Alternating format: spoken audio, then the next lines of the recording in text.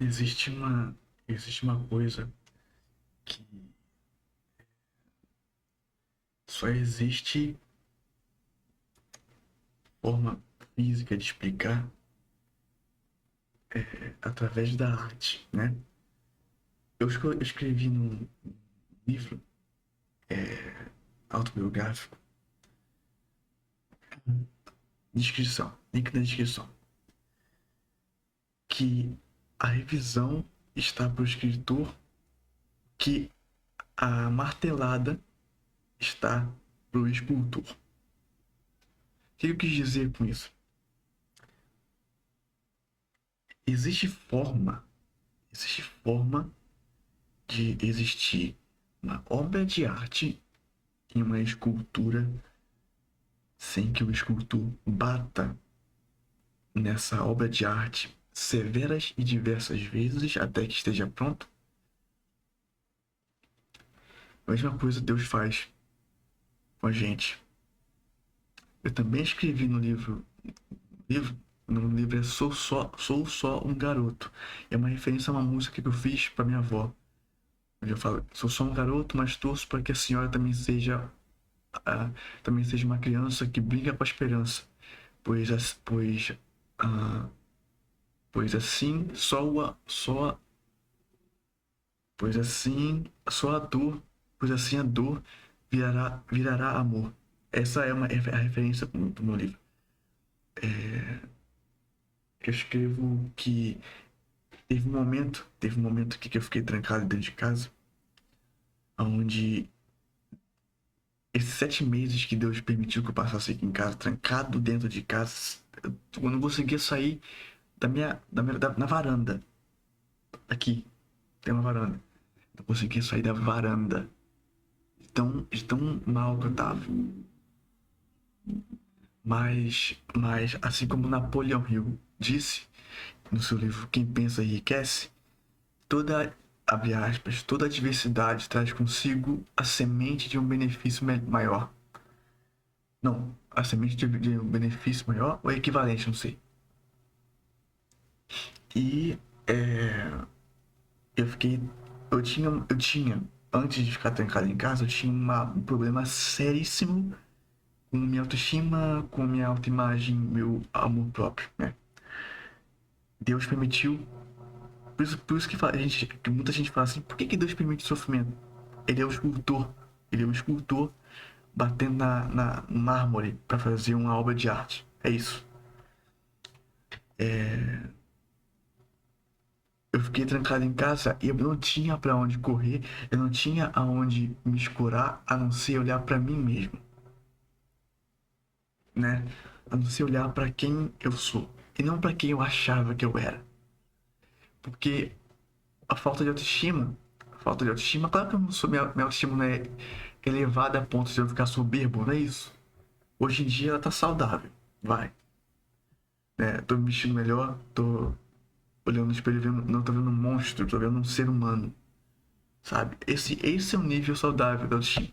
Qualquer coisa fora disso é arrogância, tá? Muita gente se apoia, é uma linha tênue, tá? Entre autoestima e arrogância. Quando a pessoa se acha mais que alguém, aí ela se perdeu, né? Então eu fiquei trancado em casa, eu ficava em casa o dia inteiro sozinho. Ninguém, e eu queria isso. Eu queria e quero, assim, eu gosto muito de ficar sozinho. Hoje em dia eu gosto de ver pessoas, assim, de estar na academia, de trabalho e tal. Eu só vou no trabalho e vou na academia hoje em dia. Essa é a minha vida hoje. Mas eu gosto de ir na academia, ver pessoas de um trabalho e tal, né? Mas eu gosto também, igualmente, de ficar sozinho em casa. Sozinho, tipo, pensar nas coisas, né? Eu sou ambivertido, na verdade. Eu tenho características de extrovertido, de introvertido, mas hoje em dia eu sou mais extrovertido do que intro, né? E sou assim desde criança. Enfim, eu não tinha pra onde correr, não tinha pra onde olhar, a não ser pra mim mesmo. E Deus, eu falei isso no livro, escrevi isso no livro. Deus pegou minha cabeça num espelho na minha alma. Tem um espelho na minha alma, onde mostra quem eu realmente sou. E por muito tempo eu não consegui olhar nesse espelho porque eu estava muito preso à validação externa de opiniões das pessoas dizendo quem eu sou. E isso, pelo fato de ter o condicionamento, na psicologia tem isso, né? O condicionamento. Você vai ouvindo muita coisa por muito tempo, você acredita nisso, sabe? Eu comecei a acreditar no que diziam de mim. Aí, esse tempo que eu fiquei em casa, Deus pegou minha cabeça e pegou minha cabeça, colocou em direção ao espelho da minha alma e falou assim: olha. Ele ficou assim, ó, segurando a minha cabeça, metaforicamente falando, tá? Segurando a minha cabeça assim, ó. Olha, e eu olhando, eu olhava, de novo, metaforicamente. Olhava pro espelho, ele, olha. E eu ia, não, não, não, olha. E ele fazendo isso por 7 meses. Olha. Até que ele parou de falar, olha, e começou a falar, olha. Ou seja, ele começou a perceber. Ele começou a perceber. Isso eu não coloquei no livro, não, tá? Porque ele começou a perceber que eu tava. Não tava mais resistindo de não olhar. Eu estava olhando. Eu estava. Peraí. Peraí, você não é tão um monstro como as pessoas dizem. O mundo inteiro. O mundo inteiro pode falar o que quiser. Santa Teresinha, que é uma santa da Igreja Católica, falou: eu sou aquilo que Deus pensa que eu sou. Algo assim. Se Deus fala que eu sou filho dele, que eu sou amado por ele, que eu não tenho o que temer, que eu sou mais que vencedor nele, quem é você para falar alguma coisa? Não é arrogância, porque eu aponto meus olhos pro monte de onde vem meu socorro. Isso é uma referência a um salmo, tá? Para mim, o livro mais profundo da Bíblia é Salmo. São Salmos. É os Salmos, né? Porque Davi, onde escreveu boa parte dos Salmos, também, também era essa pessoa, onde ele era desprezado pela família, tanto que o profeta Samuel foi ungí-lo, né? Deus ordenou que Samuel fosse à casa de Davi, na casa de Jessé, que é o pai de Davi, para ungir Davi. Deus já sabia que era Davi, só que Samuel não sabia. Ele chegou na casa de Jessé, olhou pro irmão e falou que dali sairia um rei. Ele foi ungir o mais forte, o mais bem apessoado, mais alto. Ele pediu para trazer o irmão mais velho e Deus falou: não é esse. E ele disse: eu não enxergo como o homem enxerga. O homem vê a aparência, mas eu vejo o coração. Quanta gente, não tô querendo ser machista, não, não, não, não, não, não é isso. Mas quantas mulheres se apoiam tanto na beleza que por dentro são vazias. Na verdade, elas só se apoiam na beleza por conta disso, né? Quantas coisas estariam diferentes se as mulheres parassem com isso e olhassem pra dentro como eu fiz, sabe? É uma jornada que dói no começo, mas eu garanto a você que recompensa cada minuto, né? Hoje eu não sou mais um monstro pra mim mesmo. Por quê? Porque eu não fiz nada de errado. Eu não fiz absolutamente nada de equivocado. Assim, criminoso que eu falo, tá? Criminoso e antiético. Né? Eu luto muito pela ética. A ética pra mim é a minha bússola. Porque apontando pra ética, eu aponto pra Deus. Porque Deus é ético até o extremo, assim. Não existe mancha nele. Portanto, ele é ético ao extremo. A minha bússola é a ética. Depois dela, a bondade. E depois dela, a honestidade. Porque, querendo ou não, as três coisas andam juntas, né? Só consegue ser ético quem é fiel a Deus. Por isso que Salomão falou que o princípio de sabedoria é o temor a Deus. Porque não tem como você ser sábio se você não olha o sumo bem, que é ele, e você fala assim: ok, eu tenho um modelo a seguir. Deus fez isso. Deus fez isso. Cadê? Só um minuto. Só um minuto.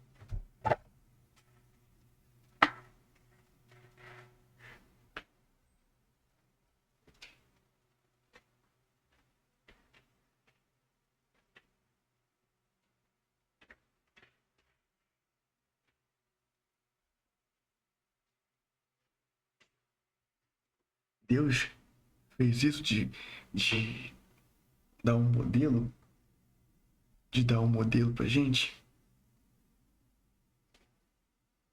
É, aqui. Tiveram que. Nossa, tá cheirosa a Bíblia. Por que isso? Acho que é porque tava na mochila e tava junto com perfume. Eu acho que é isso. Nossa, assim, que profundo, porque a Deus tem um perfume específico que é a bondade. E eu, quando eu cheirei a Bíblia, não estava cheirosa, é como se Deus estivesse falando assim: eu tô, eu tô aqui. No caso, ali na Bíblia, entendeu? Eu vejo ele falando o tempo todo. Eu ouço ele falando. Mas também eu vejo ele falando, porque eu vejo os sinais dele, sabe? É, que eu tava falando mesmo. Ah, tá. Eu me calco muito na ética. Por isso que eu falo eu bato tanto na tecla de que eu não fiz nada de errado, porque eu cresci numa, num contexto onde eu tinha o tempo inteiro que provar meu valor. E isso foi, como eu falei no começo, condiciona a gente. A ponto de tudo que a gente for fazer, a gente tem que se explicar. Eu lembro uma vez que eu tava no ensino médio, eu não lembro se foi o primeiro ou segundo ano. Foi, acho que o primeiro, segundo ou terceiro ano. Um dos 3 anos do ensino médio, eu fui apresentar um trabalho, né? Tem que ir no meio na frente da turma e falar o trabalho, sabe? Explicar um tema específico. E tinha uma aluna na época que ela era mais velha, tá? Ela era mais velha, ela tinha uns 20 e poucos anos, 30 anos. Isso em 2012, ou entre 2010 e 2012. Então ela deve estar com uns quase 40 hoje, assim. Ela foi uma cobaia em como eu estava condicionado a explicar o meu valor o tempo inteiro. Foi como se eu pegasse aquela mulher como uma figura materna, sabe? Eu fui apresentar o trabalho, ela apresentou a parte dela e o resto da turma, do meu grupo, apresentou também. Aí, aí acabou a nosso grupo, eu tava nervoso, assim, muito tenso. Cheguei pra ela, eu fui bem, eu fui bem, eu fui bem, eu fui bem. Eu fiquei repetindo isso. Eu fui bem, sério, eu fui bem, fui bem. Ela, calma, Pedro, calma, você foi bem. Aí eu, por que, por que eu fiz isso? E aí hoje eu percebo que eu fui condicionado a tentar me provar o tempo inteiro. E por isso que eu falo, tanto de eu não fiz nada de errado.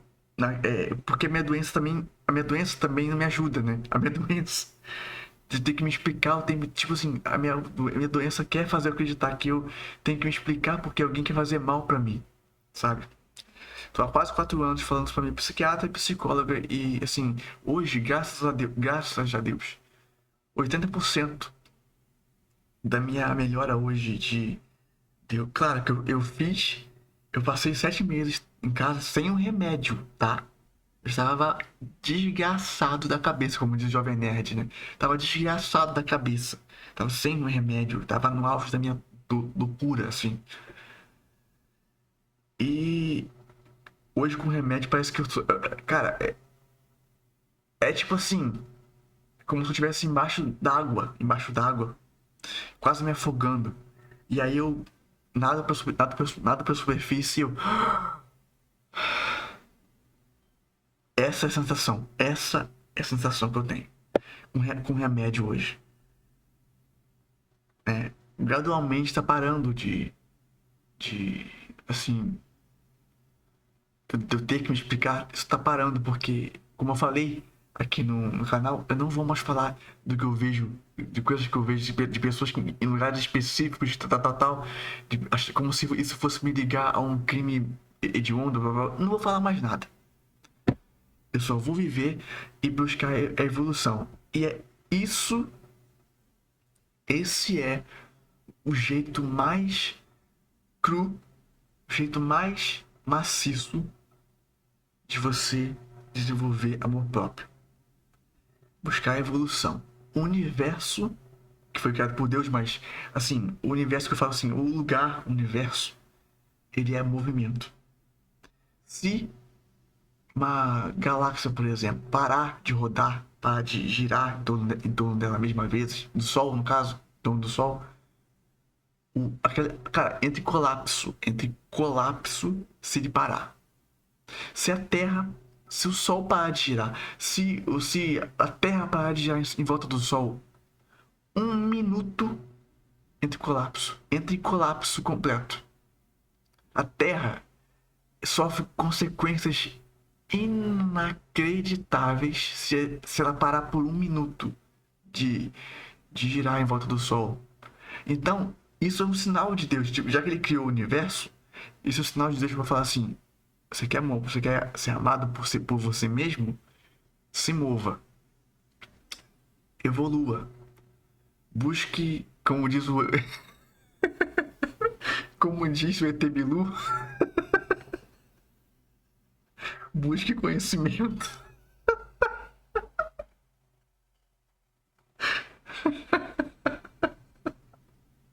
Ah, eu sou um imbecil às vezes. Às vezes eu sou um imbecil, mas um imbecil consciente. E muito valioso às vezes. Não é todo mundo que espera 30 anos por uma benção. Sem titubear. Então, tá vendo como é que eu tô com autoestima? Hoje eu vejo valor em mim. Claro que eu não sou, tipo assim, o último pacote, o último. Como é que é? O último biscoito do pacote. Por que o último biscoito do pacote seria o mais valioso? Ele é tipo é jogado de escanteio. Por que essa frase é usada como arrogância? Já que o último o último biscoito do pacote é o mais desprezado de todos. Mas tudo bem. Vocês não estão prontos para essa conversa. Brincadeira, tá? Brincadeira. Ah, onde eu estava? Esse é o. Essa é a arma de quem quer achar o autodomínio, o autoaperfeiçoamento e, e o auto-amor, né? De novo, auto-amor não é arrogância, não tem que ser arrogância. Você percebeu que você é arrogante, já é meio caminho andado, mas se você percebeu que é arrogante, dá um passo para trás. Perceba a sua insignificância ao mesmo tempo que você tem valor. Se você. Desculpa o que eu vou falar agora. Não quero que você fique deprimido com o que eu vou falar. Acredita em mim. Isso que eu vou falar não é pra ficar deprimido. É muito pelo contrário. Você ficar livre quando você ouve o que eu vou falar agora. Se você morrer agora, não muda nada no mundo e nem no universo. Isso é o quanto você não pode ficar preso à opinião dos outros. Você vai morrer. Calma. Calma. Não necessariamente agora. Não vai ser agora. Estatisticamente, aritmeticamente, não vai ser agora. Né? A menos que tenha uma coisa em caso isolado. Alguém morre por nada. Né? Não é assim que funciona. Raras vezes é assim, mas é assim que funciona. Mas não é assim que funciona normalmente. Não vai ser agora. Mas você vai morrer. Sabendo disso, existe um termo chamado Memento Mori, que significa lembre-se da sua morte. Quando você lembra da sua morte, você lembra que você é pó. Você vai virar pó de novo. Do pó viemos e do pó voltaremos. É uma referência bíblica, tá? Ah, então, quando você percebe isso, você fala assim: é sério que eu estou preso a uma opinião de alguém, sendo que o meu tempo é limitado aqui, e comparado ao tempo do universo, o tempo que eu tenho aqui é ínfimo. É tipo 0,001%. Entendeu? Eu tô gastando meu tempo me prendendo à opinião de postinhas, né? Porque quem aponta. Claro que eu já fiz isso muitas vezes, eu não sou hipócrita. Né? Eu tenho uma filosofia, Kaizen, chamada de Kaizen, que é o aperfeiçoamento contínuo. E também é uma coisa meio versivo. Porque versivo é a pessoa que se está em constante reflexão, autorreflexão e constante autorrefinamento. Então, eu já fiz isso, de ficar, de apontar para a opinião, inclusive recentemente, eu confesso. Né? Então eu não posso julgar tanto assim. As pessoas, mais às vezes sim, porque tem opiniões que você fala do outro que geralmente pode vir como uma revolta de uma coisa inacreditavelmente errada que você viu. Nossa, aquela pessoa fez essa bosta aqui. Isso é uma opinião. É que pode vir a ser como um adubo e você fala assim: isso pode ser uma crítica construtiva se levar, se tirar a raiva, tá? Agora, agora tem a opinião que é assim: eu não gostei de você, não gostei do seu tom de pele, não gostei da sua altura, da sua aparência, do seu cabelo, nariz, olho. Muda, muda. Quero que você mude. Isso é uma opinião que não tem nada. É que, cara, cara, cara. Isso é uma opinião que é comparável ao apêndice no corpo humano. Não serve pra porcaria nenhuma. Ah, porque eu não gostei. Muda. Não. A menos que isso seja um pecado. Aí tipo assim, geralmente é uma opinião que eu falo de alguém, é algum pecado que eu vejo que envolve gente que se usa da religião pra fazer bosta. Isso me deixa. E a Deus também. Deus odeia a gente que faz isso. Ele agiu muito revoltadamente, Jesus, com gente da igreja, tá? Ele entrou no templo quebrando tudo. Imagina o Deus de amor, né? Que ele realmente é, tá? Mas ele também é Deus de justiça. E justiça iracunda, assim. Ele se irrita, ele demora pra se irritar, mas quando ele se irrita, cara, foge. Nem se você fugir, você vai conseguir. Mas tenta, foge. Porque ele vai atrás de você. Vai fazer você cair do cavalo e ficar cego por 3 dias. Isso é uma referência bíblica de Saulo de Tarso, que virou São Paulo, que é o apóstolo. Apóstolo. O único jeito de Jesus converter São Paulo era fazê-lo cair do cavalo. Não tinha outro jeito. Ele era um cristão, Saulo de Tarso, que matava cristãos.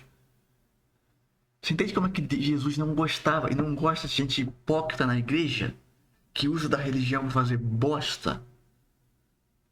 Se eu não gosto, imagina ele. Tipo, é uma coisa que eu sei que ele não, que tá na Bíblia que ele não gosta. De hipócritas e fariseus. Né? Se eu, que sou um ser humano falho, limitado e imbecil, consigo perceber isso. Imagina ele. Ele demora pra se irritar, mas ele não é. Ele não é impossível de se irritar, tá? Eclesiástico 16:12 diz isso. Pois misericórdia e ira estão sempre neles. Grandemente misericordioso, porém capaz de cólera. Os seus castigos igualam a sua misericórdia. Ele dá a cada homem segundo as suas obras. Claro que eclesiástico só está presente na Bíblia Católica, mas como eu sou católico, eu acredito que essa é a única religião verdadeira. É só o que eu acredito, sabe? Então, a única opinião que eu falo de alguém é isso. Eu não falo de aparência. Eu não gosto de falar de aparência dos outros. Eu falo da aparência. Eu tenho uma regra de vida, tá? Eu não falo da aparência. Eu não falo do nome da pessoa, do sobrenome, nome. Não usou o nome de ninguém, né? E nem a espiritualidade de ninguém. Por quê? As três coisas envolvem a árvore genealógica da pessoa. A árvore genealógica, a origem da pessoa. Isso é muito pesado. Isso é xenofóbico, porque você zomba da origem de uma pessoa. Então essa é a minha regra. Eu não falo das três coisas. Pra me tornar uma pessoa melhor, sabe? Não que eu seja uma pessoa horrível, mas tipo, a gente sempre pode melhorar, né?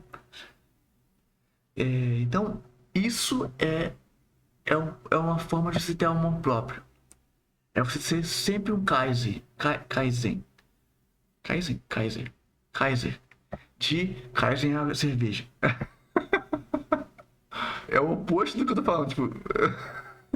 É você ser uma mulher Kaiser. E tá sempre em melhora contínua. Mas, para estar em melhora contínua, você não pode olhar para trás. Se você olhar para trás, você anulou tudo o que você construiu. Tudo que você. Todo passo que você deu. Tem uma história na Bíblia que é muito famosa, que é Sodoma e Gomorra. Deus falou para Ló e para a família dele correr para fora de Sodoma e Gomorra e não olhar para trás. Claro que isso é muito tentador, né? Tudo que a gente fala, não faça isso, a gente vai querer fazer. Ló obedeceu, mas a mulher dele não. Quando a mulher dele olhou para trás, ela virou uma estátua de sal. Só que no caso aqui, ela literalmente, tipo assim, o que aconteceu em Sodoma e Gomorra foi tão pesado, foi tão inacreditavelmente impensável, de destruidor, que o fogo, a destruição, foi tão inacreditável que a mulher virou. Sabe o que aconteceu em Pompeia? Aconteceu aquilo com a mulher. Ela virou sal. De tão forte que foi a destruição de Sodoma e Gomorra. Então é isso que acontece com você quando você olha para trás na sua vida. Quando você olha para trás, tipo assim, o caminho que você fez até aqui foi tão desgraçadamente difícil de conseguir dar passos e evoluir como pessoa. Aí você faz o quê? Olha para trás. E não só isso. Olhar para trás é 50% da regressão. Porque quando você olha para trás, você tem a intenção de sentir falta do que aconteceu. Quando acontece isso, é muito difícil você não dar um passo na direção de quem você era. O nome disso é voltar para o homem velho na Bíblia. O caminho do autoconhecimento como eu já fiz um vídeo aqui, salva a sua vida. Tem gente hoje que está pensando em fazer besteira, em tirar a própria vida e chupa a expressão, tá? Em fazer, dar fim à existência, etc. Ou matar alguém, ou dar fim à sua existência, ou cometer um crime hediondo. Tem gente que está a um passo nesse momento em que eu gravo o vídeo e que você assiste. Tem gente pensando em fazer algo parecido, algo como isso. Sabe qual é o caminho, a salvação deles? O autoconhecimento. Essas pessoas só fazem isso, só querem fazer isso porque elas se recusam a olhar para o espelho da alma que eu falei no começo desse vídeo. Quando eu sei, como eu falei, é doloroso olhar para quem você é. Mas como eu fiz, siga o meu exemplo. Eu não sou ninguém. Sou só um garoto. Mas siga o meu exemplo nesse caso aqui. Eu olhei para mim e eu assumi que eu virava o rosto. Ou seja, eu entendo você, é difícil mesmo. É difícil olhar para o espelho da alma. Mas eu te garanto e te prometo que se você fizer isso e aguentar, eu prometo que você não vai ser o mesmo ou a mesma. Eu prometo. Eu passei por um inferno por 7 meses. Eu posso te garantir e prometer. Me dá um voto de confiança.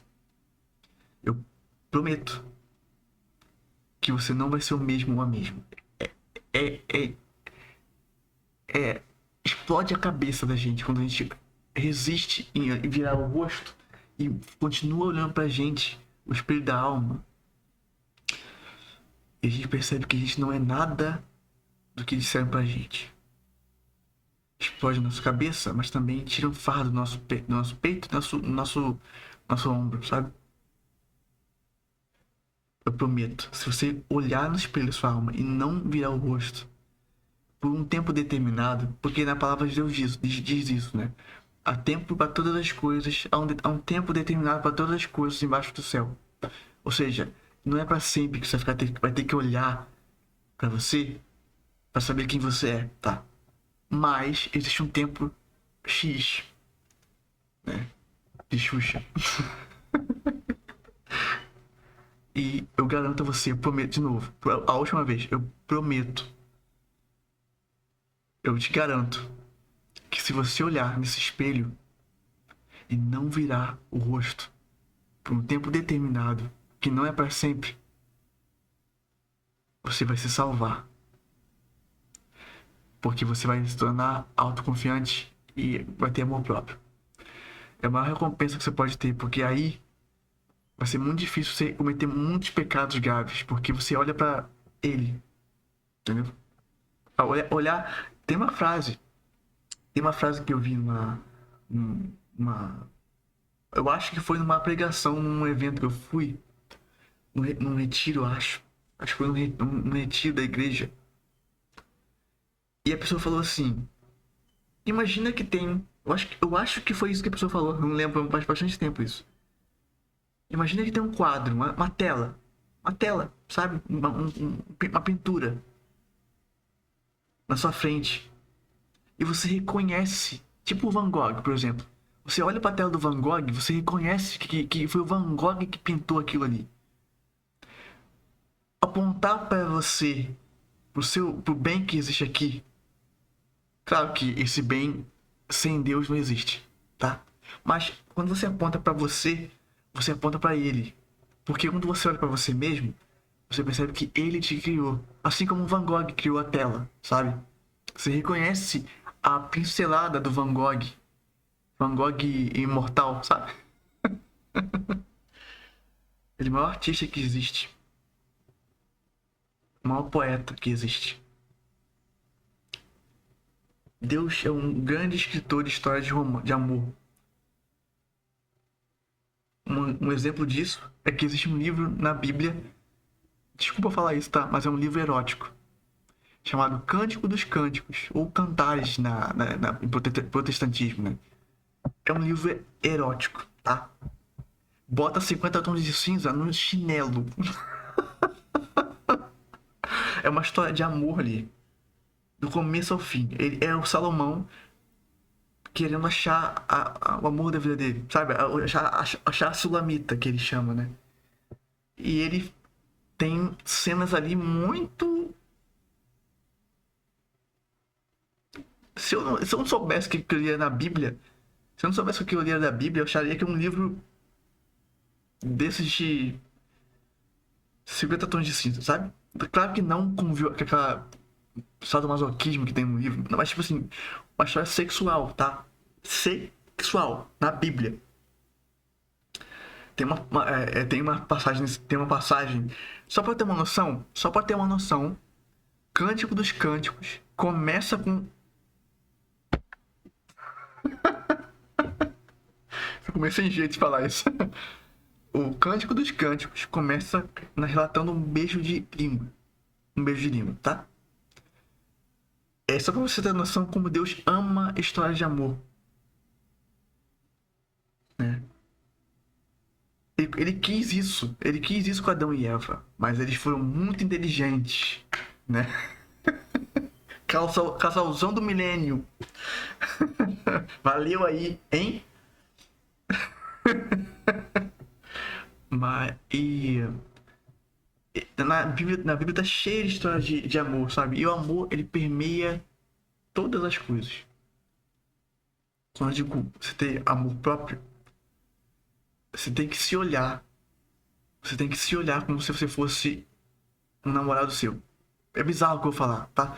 Imagina que você tem uma relação com alguém, relação conjugal com alguém, tá? como você trataria numa relação saudável, tá? Como você trataria aquele cônjuge ali? Como? Com um zelo inacreditável, né? Agora imagina que você tem um cônjuge dentro de você, que é você mesmo. Não é narcisista isso aqui, tá? Imagina que você tem uma pessoa que você tem que cuidar. Como você cuidaria de uma namorada, um namorado, um esposo, marido ou mulher. Imagina isso. Agora, tem um livro. Existe um livro do Jordan Peterson chamado 12. Peraí, peraí.